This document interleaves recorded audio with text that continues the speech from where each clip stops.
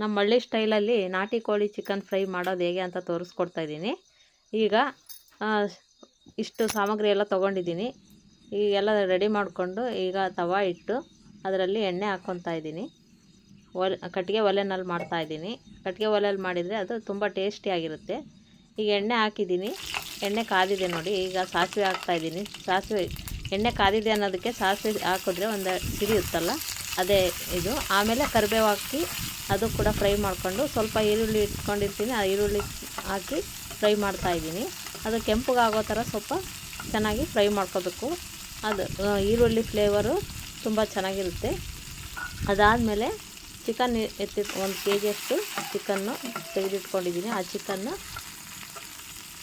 ಈಗ ಈರುಳ್ಳಿ ಎಲ್ಲ ಫ್ರೈ ಆಗ್ತಾಯಿದೆ. ಆಮೇಲೆ ಚಿಕನ್ ಹಾಕೋಣ. ಫ್ರೈ ಆಗಿದೆ ನೋಡಿ. ಈಗ ಚೆನ್ನಾಗಿ ಫ್ರೈ ಆದಮೇಲೆ ಈಗ ಚಿಕನ್ ಹಾಕ್ಕೋತಾ ಇದ್ದೀನಿ. ನೀರೆಲ್ಲ ತೆಗೆದು ಹಾಗೆ ಇದು ಬಸ್ಕೊಂಡು ಥರ ಹಾಕಿ ಚೆನ್ನಾಗಿ ಫ್ರೈ ಮಾಡಬೇಕು. ಚಿಕನ್ ಹಾಕಿದ್ದೀನಿ. ಈಗ ಚಿಕನ್ ಹಾಕಿ ಚೆನ್ನಾಗಿ ಫ್ರೈ ಆಗೋ ಥರ ಸ್ವಲ್ಪ ಉರಿಬೇಕು. ಮಸಾಲೆ ಎಲ್ಲ ಚೆನ್ನಾಗಿ ಇನ್ನು ಮಸಾಲೆ ಹಾಕಿರಲ್ಲ, ನೀರೆಲ್ಲ ಸ್ವಲ್ಪ ಹೋಗಬೇಕು, ಅದು ಹಸಿ ವಾಸನೆ ಹೋಗುತ್ತೆ. ಅವಾಗ ಚೆನ್ನಾಗಿ ಫ್ರೈ ಮಾಡ್ಕೋಬೇಕು. ವಾರಕ್ಕೊಂದ್ಸರಿ ನೀವು ಕೂಡ ಮನೆಯಲ್ಲಿ ನಾಟಿ ಕೋಳಿ ಚಿಕನ್ನ ಆವಾಗವಾಗ ತಿಂತಾಯಿದ್ರೆ ಹೆಲ್ತಿಗೂ ಕೂಡ ಒಳ್ಳೆಯದು. ಬರೀ ನಾವು ಫಾರಮ್ ಕೋಳಿ, ಬ್ರಾಯ್ಲರ್ ಕೋಳಿ ತಿಂತಾಯಿದ್ರೆ ಆರೋಗ್ಯ ಕೂಡ ನಮಗೆ ಅಷ್ಟು ಸುಧಾರಿಸಲ್ಲ. ನಾಟಿ ಕೋಳಿ ತಿಂದರೆ ನಮ್ಮ ಆರೋಗ್ಯ ಕೂಡ ಚೆನ್ನಾಗಿರುತ್ತೆ ನೋಡಿ. ಈ ಥರ ಚೆನ್ನಾಗಿ ಫ್ರೈ ಆಗಬೇಕು ಚಿಕನ್ನು. ಹಾಗೆ ಕಲಿಸ್ತಾ ಇರಿ. ಕೆಳಗಡೆ ಉರಿ ಚೆನ್ನಾಗಿರಬೇಕು. ನೀವು ವಾರಕ್ಕೊಮ್ಮೆ ಆದರೂ ನೀವು ನಾಟಿ ಕೋಳಿ ಚಿಕನ್ ತಿಂದರೆ ನಿಮಗೆ ಶಕ್ತಿ ಕೂಡ ಬರುತ್ತೆ ಇದು. ಈಗ ಒಂದು ಟೀ ಸ್ಪೂನಷ್ಟು ಅರಿಶಿನ ಹಾಕ್ತಾಯಿದ್ದೀನಿ. ಅರಿಶಿನ ಕೂಡ ನಮಗೆ ಒಳ್ಳೆ ಹೆಲ್ತಿ ಇದು. ಯಾಕಂದರೆ ಇದರಲ್ಲಿ ಒಂದು ಅರಿಶಿನದಲ್ಲಿ ಆ್ಯಂಟಿಬಯೋಟಿಕ್ ಪ್ರಾಪರ್ಟಿ ಇರುತ್ತೆ. ಇದು ನಮ್ಮ ದೇಹಕ್ಕೆ ತುಂಬ ಒಳ್ಳೆಯದು. ದಿನನಿತ್ಯ ಕೂಡ ನಾವು ಅರಿಶಿನ ನಮ್ಮ ಅಡುಗೆಯಲ್ಲಿ ಬಳಸಬೇಕು. ಹಿಂದಿನ ಕಾಲದಲ್ಲಿ ಎಲ್ಲ ಅರಿಶಿನ ಕೂಡ ದಿನನಿತ್ಯ ಅಡುಗೆಗಳಲ್ಲಿ ಬಳಸ್ತಾಯಿದ್ರು. ನಾವು ಅರಿಶಿನ ಕೂಡ ನಾವು ಮನೆಯಲ್ಲೇ ಮಾಡ್ಕೋತೀವಿ.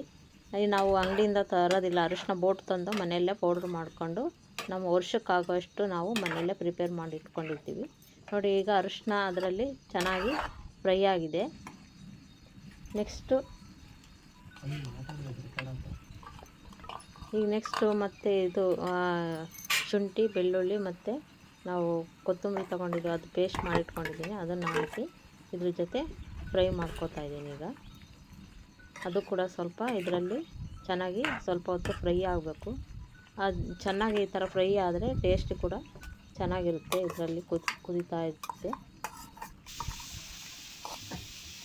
ಈಗ ಕೊಬ್ಬರಿ ಮತ್ತು ಹಸಿಮೆಣಸಿನ್ಕಾಯಿ ಇದನ್ನು ಪೇಸ್ಟ್ ಮಾಡಿ ಇಟ್ಕೊಂಡಿದ್ದೀನಿ. ಇದನ್ನು ಕೂಡ ಇವಾಗ ಹಾಕಿ ಚೆನ್ನಾಗಿ ಅದರಲ್ಲಿ ಫ್ರೈ ಮಾಡ್ಕೊತಾ ಇರಬೇಕು. ನಾವು ಎಷ್ಟು ಫ್ರೈ ಮಾಡ್ಕೊತೀವೋ ಅದು ಹಾಗೆ ಚಿಕನ್ಗೆ ಉಪ್ಪು ಖಾರ ಕೂಡ ಚೆನ್ನಾಗಿ ಹತ್ತುತ್ತೆ. ಚೆನ್ನಾಗಿ ಟೇಸ್ಟಿಯಾಗಿ ಕೂಡ ಚಿಕನ್ ಫ್ರೈ ರೆಡಿ ಆಗುತ್ತೆ. ಈಗ ನೋಡಿ ಸ್ವಲ್ಪ ಕುದಿಯೋದಕ್ಕೆ ನೀರು ಹಾಕಿ ಸ್ವಲ್ಪ ಹೊತ್ತು ಒಂದು ಅರ್ಧ ಗಂಟೆ ಕುದಿಲಿಕ್ಕೆ ಬಿಡೋಣ. ಚೆನ್ನಾಗಿ ಕುದೀಲಿ. ಈಗ ಚೆನ್ನಾಗಿ ಕುದಿದ್ರೆ ಅದು ಒಳ್ಳೆ ಟೇಸ್ಟ್ ಕೊಡುತ್ತೆ.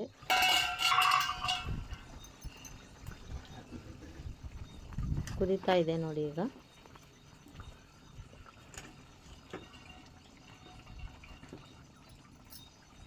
ಒಂದು ಅರ್ಧ ಗಂಟೆ ಚೆನ್ನಾಗಿ ಮೆತ್ತಗೆ ಸ್ವಲ್ಪ ಕುದಿಬೇಕು.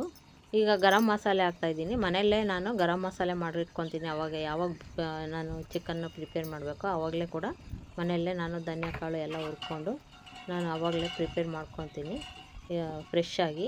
ಇದನ್ನು ಒಂದು ಇದರಲ್ಲಿ ಮತ್ತೆ ನಾನು ಗರಂ ಮಸಾಲೆ ಮಾಡೋದನ್ನು ಮತ್ತೆ ಒಂದು ವಿಡಿಯೋ ಮಾಡಿ ಅದನ್ನು ಹಾಕ್ತೀನಿ. ನೀವು ಬೇಕಾದರೆ ಅದನ್ನು ಮಾಡ್ಕೋಬೋದು. ಈಗ ಆಲ್ರೆಡಿ ಎಲ್ಲ ರೆಡಿ ಆಗಿದೆ. ಈಗ ಬಡಿಸ್ತಾ ಇದ್ದೀನಿ ನೋಡಿ. ಈಗ ಅನ್ನ ಇಟ್ಕೊಂಡು ಅದಕ್ಕೆ ಈಗ ನಾವು ಫ್ರೈ ಮಾಡ್ಕೊಂಡಿದ್ದೀನಲ್ಲ ಅದನ್ನು ನಾವು ಬಡಿಸ್ಕೊಂಡು ಊಟ ಮಾಡ್ತಾಯಿದ್ದೀವಿ. ಈಗ ರೆಡಿಯಾಗಿದೆ.